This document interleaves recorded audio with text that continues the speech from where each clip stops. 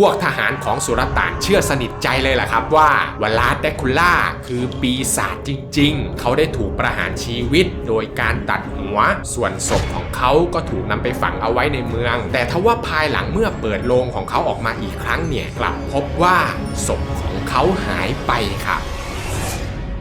เมโทรกดติดตามเลยกดติดตาม สวัสดีครับทุกคนครับผมนิกเองครับมาพบกับรายการหลอนดูดิเช่นเคยนะครับเนื่องจากว่าช่วงนี้เนี่ยเป็นช่วงของเทศกาลฮาโลวีนผมก็มีเรื่องราวของผีดิบดูดเลือดที่มีชื่อเสียงโด่งดังที่สุดในโลกมาเล่าให้ทุกคนฟังครับผีดิบดูดเลือดตนนั้นก็คือเขาแดคูล่านั่นเองครับผมแต่ที่ผมจะมาเล่าให้ฟังในวันนี้ไม่ใช่เขาแดคูล่าในนิยายนะครับแต่เป็นเรื่องราวของบุคคลที่มีชีวิตอยู่จริงในประวัติศาสตร์ซึ่งเป็นต้นแบบที่ทำให้เกิดเขาแดคูล่าขึ้นมาบุคคลท่านนี้เป็นใครเรื่องราวของเขาจะน่ากลัวแค่ไหนเดี๋ยวมารับชมกันในคลิปนี้แหละครับแต่ก่อนอื่นนะครับใครที่ชื่นชอบคลิปของช่องดูดิแล้วยังไม่ได้กดติดตามก็กดติดตามเอาไว้ได้เลยนะครับและที่สำคัญอย่าลืมกดกระดิ่งแจ้งเตือนทั้งหมดไปด้วยนะครับทุกคนเวลาที่ผมลงคลิปใหม่เนี่ยจะได้แจ้งเตือนไปยังโทรศัพท์ของทุกคนนั่นเองครับและถ้าหากใครไม่อยากจะเห็นคำบรรยายของคลิปก็สามารถกดปิดไปได้เลยนะครับถ้าพร้อมแล้วก็ไปฟังกันเลยครับผมที่ทุกคนเห็นอยู่นี้นะครับคือปราสาทบรันหรือปราสาทแดคูล่าซึ่งตั้งอยู่ในทรานซิลเวเนียอนุสรณ์สถานสุดท้ายของชายที่มีชื่อว่าวลาดเทปเปสหรือที่คนในยุคเราเนี่ยจะรู้จักเขาในนามของวลาดแดคูล่าเขาคือกษัตริย์ผู้สูญเสียทุกสิ่งสูญเสียภรรยาของเขาสูญเสียอาณาจักรสูญเสียครอบครัวของเขาได้ให้คำสัญญากับปีศาจว่าเขาจะกลับมาล้างแค้นทุกคนที่ทรยศต่อเขาก่อนที่เขาจะถูกชาวเมืองที่เขาพยายามปกป้องฆ่าตายโดยการตัดหัวแล้วเอาไปแขวนไว้ที่กรุงคอนสแตนติโนเปิลจากนั้นก็นำศพไปฝังไว้ในเมืองแต่ภายหลังเนี่ยปรากฏว่าเมื่อมีการเปิดโลงศพของเขาอีกครั้งศพของเขากลับหายไปครับทำให้เกิดเรื่องราวเล่าขานกลายเป็นตำนานคำสาปที่น่าสะพรึงกลัวมาหลายร้อยปีจนกระทั่งในปีคศ 1897 แบรม สโตเกอร์นักประพันธ์ชาวอังกฤษก็ได้หยิบเอาเรื่องราวชีวิตของวลาดแดคูล่ามาสร้างเป็นตัวละครผีดิบดูดเลือดที่ชื่อว่าเขาแดคูล่าจนกลายเป็นผีดิบดูดเลือดที่โด่งดังที่สุดในโลกค่ะเขาแดคูล่าที่หลายคนคุ้นเคยแล้วก็อาจจะคิดว่าเป็นแค่ตัวละครหลอกเด็กเท่านั้นแต่แท้จริงแล้วเขาแดคูล่าได้รับแรงบันดาลใจมาจากเรื่องจริงของบุคคลสำคัญในประวัติศาสตร์ของโรมาเนียจริงๆนั่นก็คือเจ้าชายวลาดที่3หรือวลาดิลาฟแดคูล่าเขาเกิดเมื่อปีคศ 1431 ในดินแดนวารันเชียหรือโรมาเนียในปัจจุบันเป็นบุตรชายคนกลางของเจ้าชายวลาดที่2หนึ่งในสมาชิกภาคีแห่งมังกรภาคีที่ก่อตั้งขึ้นเพื่อพิทักษ์ศาสนาคริสต์ในยุโรปตะวันออกเนื่องจากในช่วงนั้นเนี่ยจักรวรรดิออตโตมันซึ่งนับถือศาสนาอิสลามได้แผ่ขยายอำนาจเข้ามาในวารันเชียซึ่งต้นตระกูลของวลาดที่3นั้นนะครับเป็นตระกูลนักรบที่ต่อสู้เพื่อปกป้องศาสนาคริสต์มาโดยตลอดจนได้รับแต่งตั้งจากพระจักรพรรดิสกิทมุนให้เป็นอัศวินมังกรและได้รับฉายาว่าแดร็กคูซึ่งหมายถึงบุตรแห่งมังกรและเป็นตำแหน่งที่ตกทอดสู่ทายาทของตระกูลวาราดทุกคนชีวิตของวาราดที่3เนี่ยไม่ได้สวยหรูหรอกครับเนื่องจากวารันเชียตั้งอยู่ระหว่างอาณาจักรออตโตมันเติร์กและฮังการีเจ้าชายวาราดที่3เนี่ยจึงใช้ชีวิตอยู่ท่ามกลางยุคสมัยของการสู้รบในวัยเด็กของวาราดที่3และน้องชายชื่อราดูพวกเขาถูกจับไปเป็นตัวประกันของอาณาจักรออตโตมันเพื่อรักษาความจงรักภักดีของวาราดที่2ผู้เป็นบิดาพวกเขาถูกกุมตัวเอาไว้เป็นเวลาถึง6ปีและได้รับการฝึกฝนศาสตร์แห่งการสู้รบทุกวันจนกลายเป็นนักรบฝีมือดีที่สุดคนหนึ่งของอาณาจักรออตโตมันเลยนะครับและได้รับฉายาใหม่จากแดร็กคูซึ่งหมายถึงบุตรแห่งมังกรเปลี่ยนมาเป็นวลาดแดร็กคูล่าซึ่งหมายถึงบุตรของปีศาจครับจนกระทั่งต่อมาวลาดที่2ผู้เป็นบิดาของพระองค์เนี่ยได้ถูกพวกขุนนางภายใต้สังกัดฮังการีลอบปรงพระชนอาณาจักรออตโตมันจึงส่งกองทัพมายึดวารันเชียคืนจนสำเร็จในปี 1447 และแต่งตั้งให้วลาดแดคูล่าเป็นเจ้าชายผู้ครองอาณาจักรแต่เพียงไม่นานเนี่ยวารันเชียก็ถูกฮังการียึดคืนไปอีกรอบระหว่างนี้แหละครับวลาดแดคูล่าก็ได้ระหกระเหินไปอยู่กับลุงของเขาที่มอนดาเวียและด้วยความที่เขาเนี่ยเป็นคนที่มีความสามารถรอบด้านเมื่อลุงของเขาตายผู้สำเร็จราชการของฮังการีก็ได้ชวนเขามาอยู่ด้วยเนื่องจากทราบว่าวลาดแดคูล่าเนี่ยไม่ชอบพวกออตโตมัน วราดแดคูล่าเนี่ยช่วยฮังการีทำสงครามขยายอำนาจไปอย่างรวดเร็วกิตติศักดิ์ของวราดแดคูล่าเนี่ยเริ่มเป็นที่เลื่องลือในช่วงนี้แหละครับเขาชอบสังหารศัตรูด้วยวิธีที่โหดเหี้ยมหากศัตรูคนไหนตายแล้วเขาก็จะสับร่างออกเป็นชิ้นๆแต่ถ้าหากศัตรูคนไหนยังไม่ตายก็จะถูกจับมาเสียบด้วยไม้แหลมตั้งโชว์เอาไว้กลางแจ้งให้ดิ้นทุรนทุรายจนกว่าจะตายนะครับการที่วราดแดคูล่าทำเช่นนี้เนี่ยก็เพื่อที่จะประกาศให้ทุกคนทราบว่าหากใครคิดจะเป็นศัตรูกับเขาก็จะต้องพบจุดจบแบบนี้ไปซะทุกราย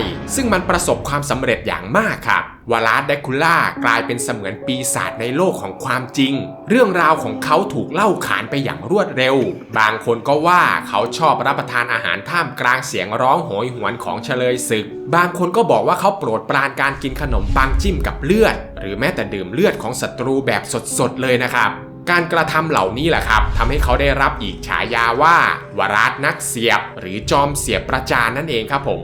วราดแดคูล่าเนี่ยช่วยฝ่ายฮังการีขยายอำนาจอยู่หลายปีจนกระทั่งในปีคศ 1456 วราดแดคูล่าได้นำกำลังของเขาเข้ายึดวาลันเชียกลับคืนมาได้อีกครั้งและตั้งเมืองหลวงชื่อว่าทิโควิสพร้อมกับสร้างปราสาทและก็รูปปั้นของตนเองเอาไว้กลางเมืองวราดแดคูล่าเนี่ยได้เรียนรู้จากความผิดพลาดในอดีตทำให้เขาเชื่อว่ากษัตริย์ที่ดีต้องเป็นกษัตริย์ที่คนกลัวไม่ใช่กษัตริย์ที่คนรักและด้วยความเชื่อนี้แหละครับเขาจึงปกครองวาลันเชียท่ามกลางความหวาดกลัวของประชาชนครับผมจนกระทั่งในปีคศ 1459 สุลต่านเมเหม็ดที่ 2 แห่งอาณาจักรออตโตมันซึ่งเป็นเพื่อนกับวราดแดคูล่าในสมัยที่เขายังอยู่ในอาณาจักรออตโตมันสุลต่านเมเหม็ดที่ 2 เนี่ยได้ส่งทูตมาเรียกร้องบรรณาการจากวราดแดคูล่าเพื่อให้วาลันเชียยอมอยู่ใต้อานัตของอาณาจักรออตโตมันอีกครั้งเหมือนกับที่พ่อของวราดแดคูล่าเคยทำแต่วราดแดคูล่าเนี่ยปฏิเสธที่จะจ่ายบรรณาการครับเขาได้สังหารทูตของจักรวรรดิออตโตมันโดยการตอกตะปูกับผ้าโพกหัวให้ติดกับกะโหลกศีรษะแล้วส่งศพกลับไปให้สุลต่านเมเหม็ดที่ 2 ครับสุลต่านเมเหม็ดที่ 2 เนี่ยโกรธมากจึงส่งทหารจำนวนมากเข้ามาโจมตีวาลันเชียในปีคศ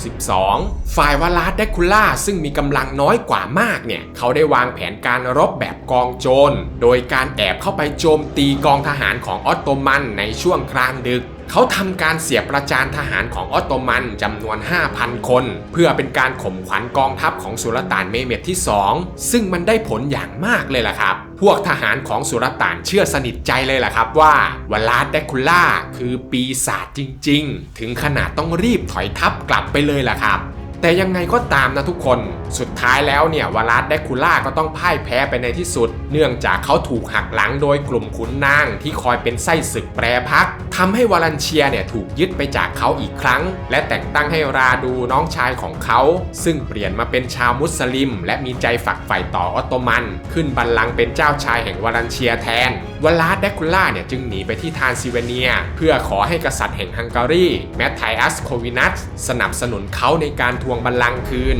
แต่แมทไทอัสโควินัสกลับจับเขาขังเอาไว้ในห้องแคบๆแทนครับขณะที่วราดแดคูล่าถูกขังว่ากันว่าภรรยาของเขาฆ่าตัวตายโดยการกระโดดจากหอคอยเนื่องจากไม่ต้องการตกอยู่ใต้อานัตของพวกเติร์กวราดแดคูล่าเนี่ยสูญเสียทุกสิ่งเขาถูกทรยศจากทุกคนที่เขาพยายามช่วยเหลือวราดแดคูล่าเนี่ยถูกจับขังเอาไว้ตั้งแต่ปี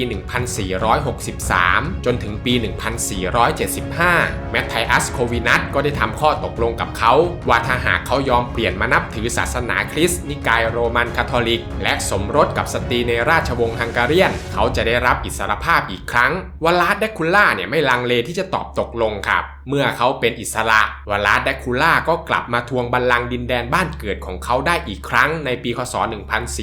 1476 ขับไล่พวกออตโตมันออกจากเมืองแบบโหดเหี้ยมเช่นเคยวราดแดคูล่าเนี่ยครองเมืองของเขาได้เพียงไม่ถึงปีครับเขาก็ถูกสังหารในช่วงก่อนวันที่ 10 มกราคม ปี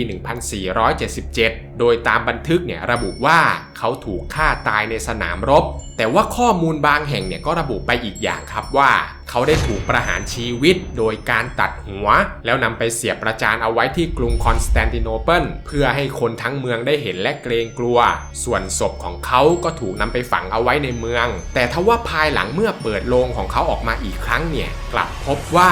ศพของเขาหายไปครับ เรื่องราวหน้าขนลุกและก็กลิ่นคาวเลือดนี้เองแหละครับเป็นแรงบันดาลใจให้แบรม สโตเกอร์นำมาสร้างเป็นตัวละครชื่อเขาแดคูล่าผีดูดเลือดหนุ่มรูปหล่อดูภูมิฐานแต่งตัวด้วยชุดสีดำคล้ายสูทแต่ว่าจะยาวดูลุ่มร่ามมีผ้าคลุมไหล่สีดำเวลาแต่งตัวเต็มยศเนี่ยก็จะดูคล้ายๆกับมนุษย์ค้างคาวมีเขี้ยวยาวแหลมเอาไว้เจาะดูดเลือดเหยื่อในยามค่ำคืนสิ่งที่เขาแดคูล่ากลัวที่สุดก็คือไม้กางเขนแล้วก็แสงแดดเวลากลางวันเขาแดคูล่าก็จะนอนพักผ่อนในโรงศพอันหรูหราซึ่งซ่อนอยู่ในห้องใต้ดินภายในปราสาทพอถึงตอนกลางคืนเขาแดคูล่าก็จะตื่นจากนิทราออกมาล่าเหยื่อจนกลายเป็นผีดิบดูดเลือดที่โด่งดังที่สุดในโลกนั่นเองครับผมซึ่งนี่ก็คือเรื่องราวความเป็นมาเป็นไปของเขาแดคูล่าที่ได้รับแรงบันดาลใจมาจากเรื่องจริงของวาลาสแดคูล่าที่ผมนำมาฝากทุกคนในวันนี้นะครับหากมีข้อมูลตรงไหนผิดพลาดหรือตกหล่นตรงไหนไปเนี่ยผมต้อง